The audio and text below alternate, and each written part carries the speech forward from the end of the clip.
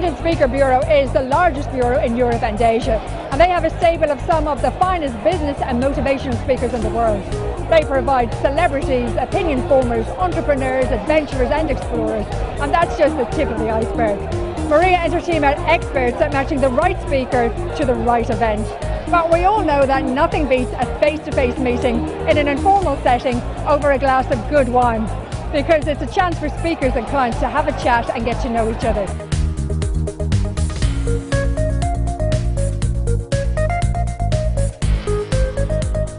We're in an absolutely gorgeous location, and it's a fantastic opportunity to network and meet people that perhaps you wouldn't meet otherwise.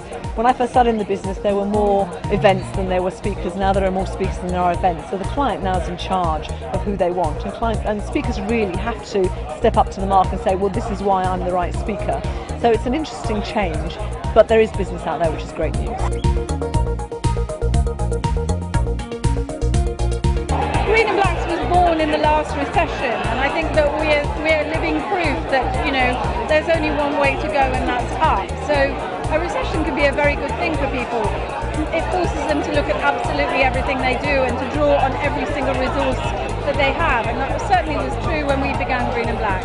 It's not the end of the world, that they should remain positive, that they will come out of it, and that if you're smart enough you will come out better than when you started. James, if a company was trying to launch a groundbreaking product, what advice would you give them? Two things. Firstly, I would demand that the people that are involved in the project are incredibly courageous about what they do and really take on to try and win. And secondly, be bold. What advice would you give? Being an entrepreneur is no longer just for entrepreneurs. And the beauty is, if you work for someone else, if you can be like an entrepreneur, if you can think like an entrepreneur, behave like an entrepreneur, it's a real win-win.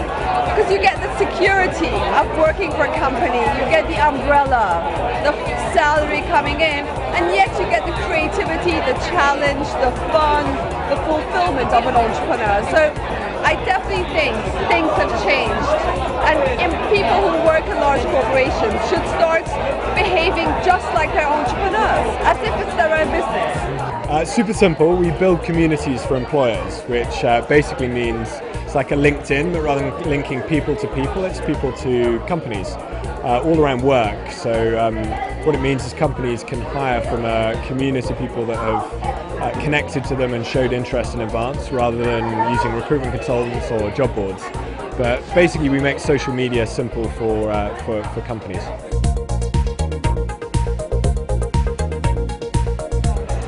I think China is still the biggest and most exciting economy to emerge over the last few years. And I think what's striking about the Chinese growth story is how durable it's been. China avoided a recession when the world fell into recession these past couple of years.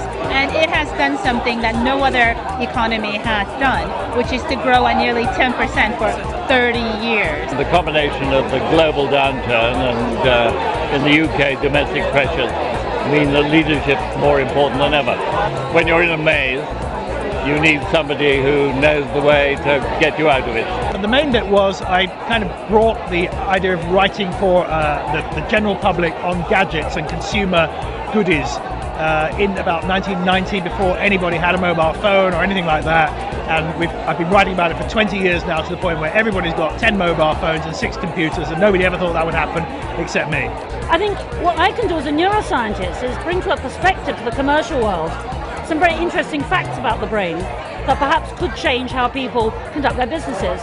For example, we occupy more ecological niches than any other species on the planet because we are exquisitely sensitive to the environment. And so what I can do is show examples of this so-called plasticity, which shows just how every moment you're alive, your brain is changing according to the environment you're in. The most important thing is you've got to know who your customers are in the first place, and I actually think that so many consumer-led businesses don't even know who it is that they're targeting. So you're never going to be able to deliver good service if you don't actually know who it is that you're supposed to be serving.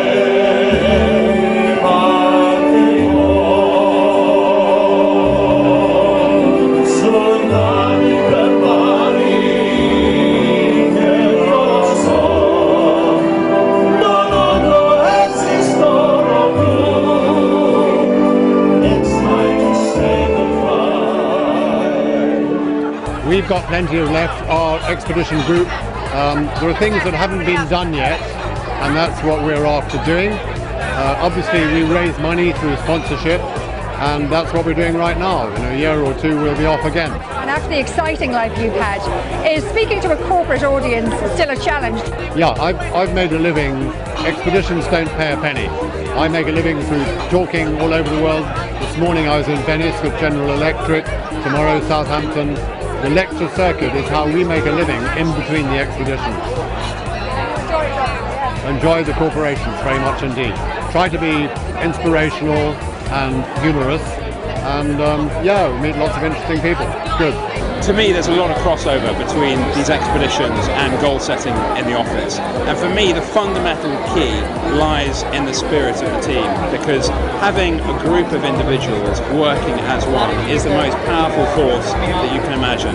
Whether that's trekking across an ice cap or working together in an office, what you can achieve together is very, very powerful. So when I choose my teams, I look for people with lots of energy, lots of passion, because I find that the skills that you need for these expeditions can be taught and learned, but something that can't be taught is the character of the individual. The very first expedition was perhaps my worst. I had to eat my dog to survive, and I was starving to death. I'd been attacked by gold miners, ran off through the forest, and eventually was starving to death, and so I had to eat my companion. So that was a bad start. Then I found myself being shot at by drug barons.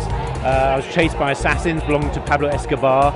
I've been chased by gold miners. I've been poisoned. I've been left in the Arctic without my dogs. It's all gone wrong in various places around the world. But the great thing about these disasters is that is the moment when you're really tested. Everything's fallen apart, and then you know how good you are in that environment. That's when it either comes together or not. And recently I've expanded beyond just looking at different businesses now into lessons from sport, the arts, the armed services, places like that. Anywhere where I think there's a pocket of skill that we can learn from. And I just really want to help organisations start to look into other environments, because when we look only at our own industry, it's great and we learn something, but it's what everybody's already doing, so why not try and get somewhere new? I think clearly there are many companies who have got very strong brands, they've managed them well, they've built them well. However, for every company that has done it really well, there are many companies who might use the word brand, but maybe aren't using it in a way that could really add the right amount of value to their business. Most people are trying to turn a product into a brand. We start with a brand before a product, which is great because it gives you such a huge head start. And those things are understood and they come from within the Virgin Group.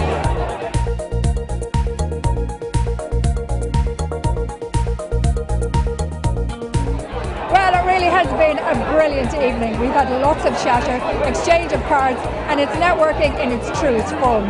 Getting up close and personal really gives everyone a chance to explore ideas and think about new and different ways of making their event an event to remember.